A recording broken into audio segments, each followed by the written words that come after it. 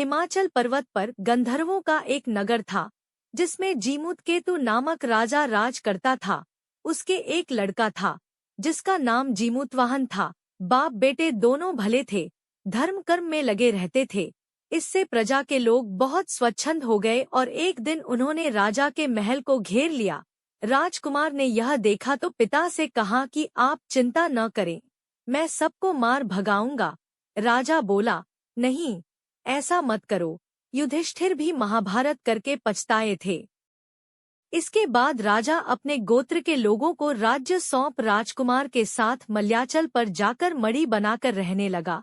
वहां जीमूतवाहन की एक ऋषि के बेटे से दोस्ती हो गई। एक दिन दोनों पर्वत पर भवानी के मंदिर में गए तो दैवयोग से उन्हें मलयकेतु राजा की पुत्री मिली। दोनों एक दूसरे पर मोहित हो गए। जब कन्या के पिता को मालूम हुआ तो उसने अपनी बेटी उसे ब्याह दी। एक रोज की बात है कि जीमूतवाहन को पहाड़ पर एक सफेद ढेर दिखाई दिया। पूछा तो मालूम हुआ कि पाताल से बहुत से नाग आते हैं, जिन्हें गरुड़ खा लेता है। यह ढेर उन्हीं की हड्डियों का है। उसे देखकर जीमूतवाहन आगे बढ़ गया। कुछ दूर जाने पर उसे किसी के रोने की आवाज सुनाई दी। पास गया तो देखा कि एक बुढ़िया रो रही है।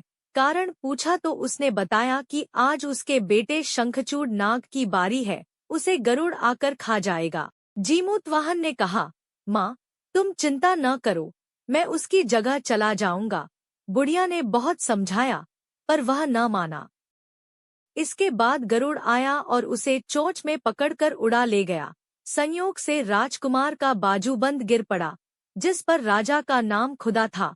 उस पर खून लगा था। राजकुमारी ने उसे देखा, वह मूर्छित हो गई। होश आने पर उसने राजा और रानी को सब हाल सुनाया। वे बड़े दुखी हुए और जीमूतवाहन को खोजने निकले। तभी उन्हें शंखचूड़ मिला। उसने गरुड़ को पुकार कर कहा, हे गरुड़, तू इसे छोड़ दे, बारी तो मेरी थी। गरुड़ ने राजकुमार से पूछा, तू अपनी जान क्यों दे रहा है? उसने कहा, उत्तम पुरुष को हमेशा दूसरों की मदद करनी चाहिए। यह सुनकर गरुड़ बहुत खुश हुआ। उसने राजकुमार से वर मांगने को कहा। जीमूतवाहन ने अनुरोध किया कि सब सांपों को जिला दो। गरुड़ ने ऐसा ही किया। फिर उसने कहा, तुझे अपना राज्य भी मिल जाएगा। इसके बाद वे लोग अपने नगर को लौट आए। लोगों ने राजा को फिर गद्दी पर बिठा दिया।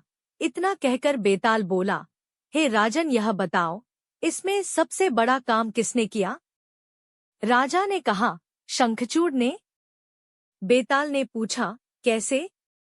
राजा बोला, जीमूतवाहन जाति का क्षत्रिय था, प्राण देने का उसे अभ्यास था, लेकिन बड़ा काम तो शंखचूड़ ने किया, जो अभ्यास न होते हुए भी जीमूतवाहन को बचाने के लिए अपनी जान देने को तैयार हो गया।